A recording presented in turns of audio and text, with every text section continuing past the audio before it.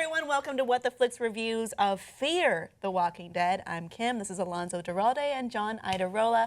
We're talking about the penultimate episode of Season 1, Episode 5, Cobalt. So we open up on, well, I don't think we open up on it. We got to look at some torture this week and differing views on what it is. I remember last week, Travis was saying there's no difference between what a man does in fear and what one does out of, I think, anger. I don't recall that, but that It's sounds a little good. bit. I like it. I think maybe that's a different. Now, I'm coming into this the way I do the Doctor Who recaps, in that I've never watched The Walking Dead. I'm new to this show. You're fine. I'm okay. So I don't know if I may be mentioning stuff that is like old hat for this, but what struck me about this episode was that politically they really seem to cover all their bases. Like if you're a progressive, you can look at the scene where they're telling Cliff they're not human, just shoot, as sort of, this is how warfare works. And in every country, they always, condition soldiers to think of the enemy as being non-human or less than human to make it easier to kill them, But then on the other hand, if you're like a Glenn Beck conspiracy theorist, the notion that the government will take any opportunity to throw us all into FEMA death camps, also available in this episode. You get the feeling the show's creators don't have a favorable view of the military at all. No, the military, they're definitely jerks. Like they don't trust each other. The one guy was willing, he's saying, no, I'm going back to San Diego. He's gone, he's done. Like forget the fact that everyone else is also going to abandon the humans. He's going to abandon them for his own reasons. They also don't seem very good at their job. Like they go rushing into that building. Why were the first people in that building, let alone the second group of soldiers?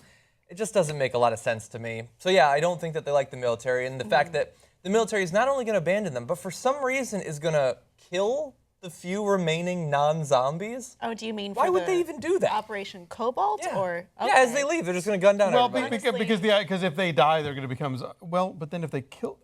Well, what? They're not going to be going back there. They're leaving LA to be zombie If they town, kill so them why all with a kill traumatic brain injury, they definitely won't become zombies. But they're not. Why? When are they ever going to go back there? Why kill them? Because if they don't kill them, if they just leave them there, odds are they're probably going to die on their own because they have no access to food and water. And if they die on their own and aren't taken out professionally, they'll just become more zombies and be more of a problem. They're just cutting and running. I'm not defending this. I'm just explaining it. My main criticism of the show so far, which I do generally like, is that if you're going to have The Walking Dead, which is in the country, and now you're going to have the city version.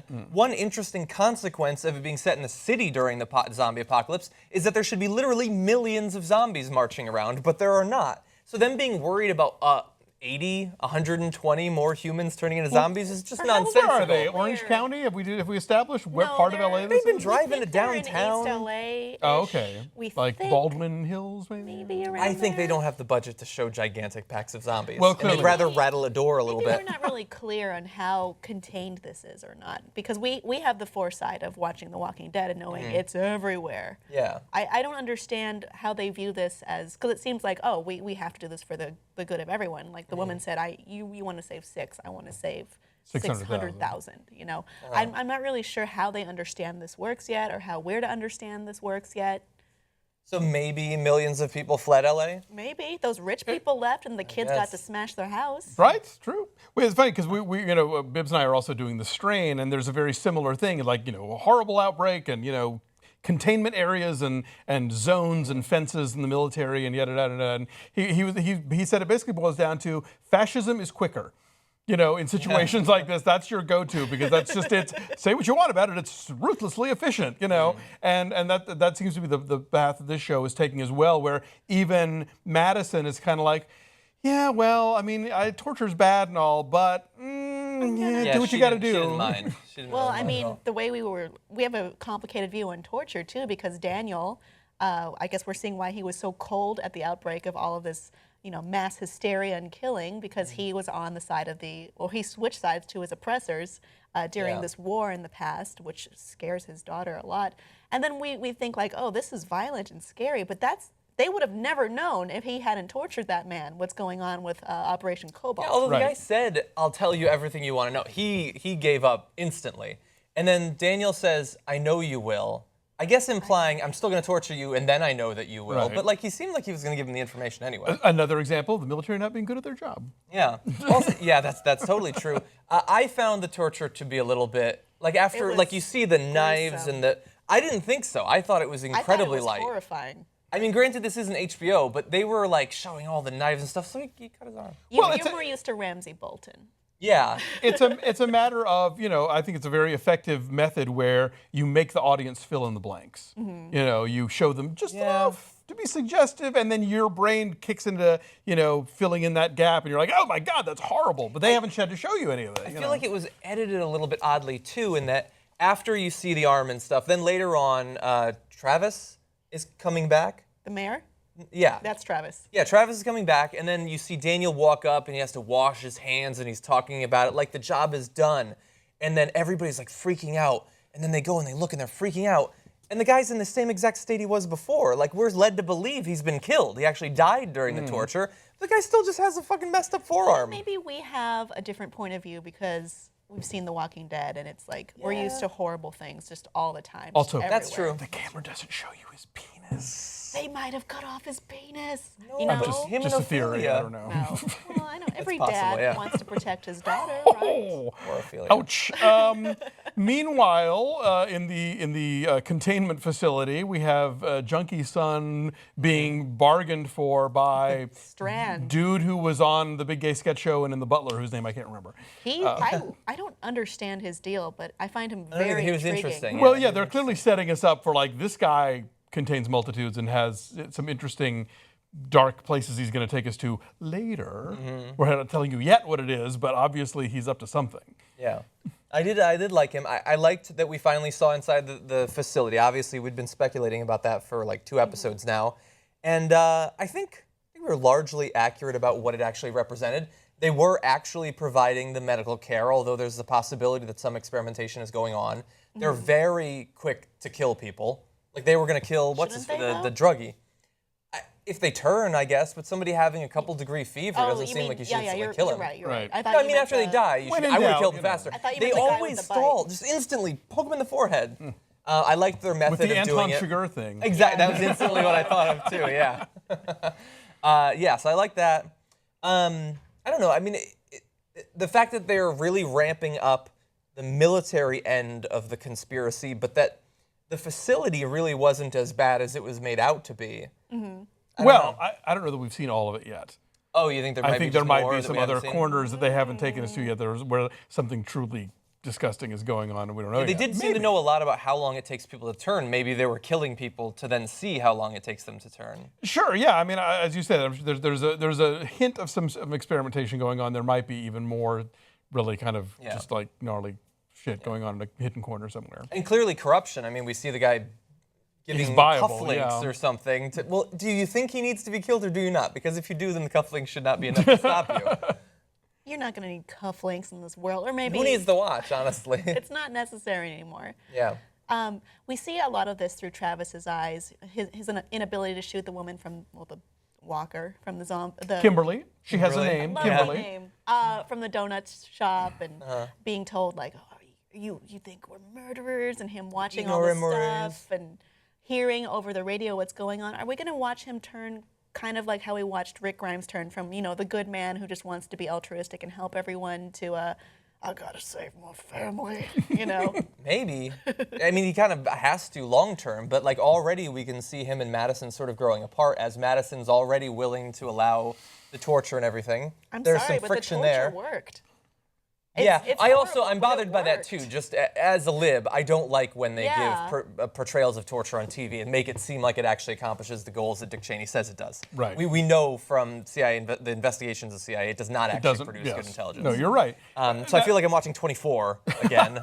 Now, I was going to ask, is that a general arc on this show that the idea of survivalism sort of brings out the worst in everybody, or at least brings out their most sort of guttural selves? It's a balance between trying to be a human being and like care for your community and your fellow man, but also self-preservation. And it's a balance of that, and then seeing how that turns you, maybe from a good person to a savage killing machine. It's kind of an interesting look on humanity. Do we think we're setting up that Greg and Marsha Brady are going to become a couple now? Oh yeah. Yeah, it did seem like that. Big time.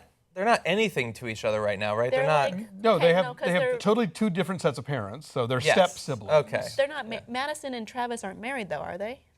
I Aren't thought they? I thought they were boyfriend, I don't girlfriend. think they're married yet. I think they've okay. implied that they're not married. So they're not even step engaged anything. step siblings, I guess. I don't know. Yeah. Yeah, so they better be fast You about know her it. boyfriend's been gone for a while. Oh yeah, he's definitely dead. he's although you Oh, never yeah. know. He's the sort of person that could turn up to mess with her, whether in walker form or in human It'll form. be in Walker form. Will he Maybe. find the For cassette sure. tape? You know, Oh, was it cassette Teenage tape love. or was it a? It I was don't- like am I some- dating myself? Was it actually? kind of.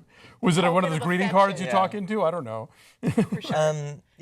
I've read a few reviews of the episode, and they had complaints about that whole scene with them destroying the stuff. But I thought it was perfectly fine. It shows not everybody is on the forefront of trying to find out exactly what's going on with the walkers. Some people are kids; they're just living their life, and they're acting out in the way that kids Yeah, actually they've had would. weeks of curfews and of Yeah, totally. house arrests and all this stuff. They had to let out some steam, sure. So we're leading up to the final episode of the season. What do you think's going to happen? I imagine if first of all, they still haven't gone back to the fence being cut by Madison, and now they've got the stadium, which that seems ripe for being opened. That seems fun. Although again, it's like this is their version of, oh, there's a lot of zombies. Daniel walked across the city to that stadium at night without any worries about zombies.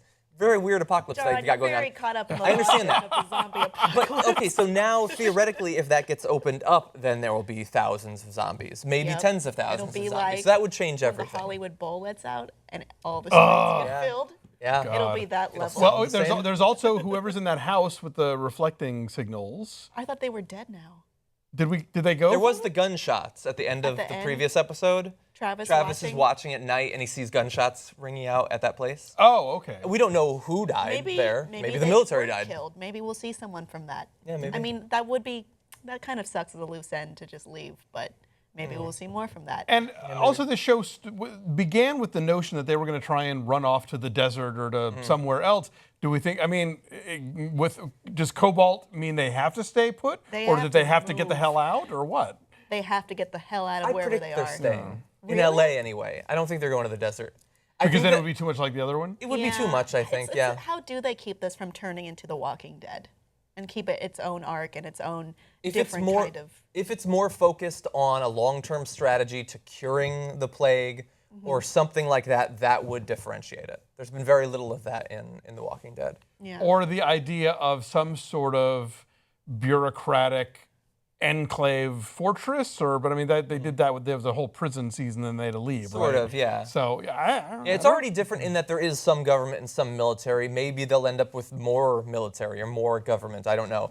That would also differentiate it. Yeah, there is no military and government in The Walking Dead, but here we've. You saw a couple of soldiers get slaughtered by the governor. That's like it. Yeah.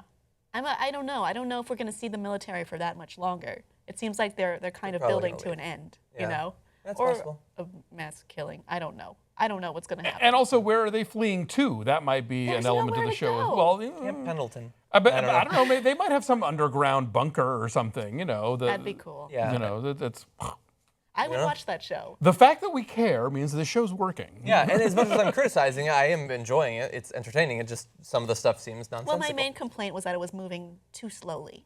I did like this episode in terms of action and things being revealed and there being. I saw a couple walkers, unlike the last episode, which was fun for me. I But could have used more Ophelia, but other than that, I was good. Yeah. She's an interesting character. she's very Worries about her beautiful. family. She's got a big heart. I want to throw out this week and last week's episode directed by a Canadian filmmaker named Kari Skoglund, who I had screened a film of hers years ago at a festival called The Size of Watermelons. It's a comedy with Paul Rudd and Donald Logue and Ione Skye. Wow. It's really funny. It has never been released on video in the U.S. And so if you own that movie, please put it out on DVD, for Christ's sake. I've been wanting to see it again for years. I just want to throw it out there. Can you compare it to these two episodes? Completely different. It's a romantic comedy. Yeah, there were actually zombies in that one. Wow. Oh! Okay, well, next week we're going to figure out how this season is going to end, if it's going to move as slowly as it has been, or maybe it'll finish like The Walking Dead season 1 with a big surprise finale. Somebody could die. We shall see. Tune in next week.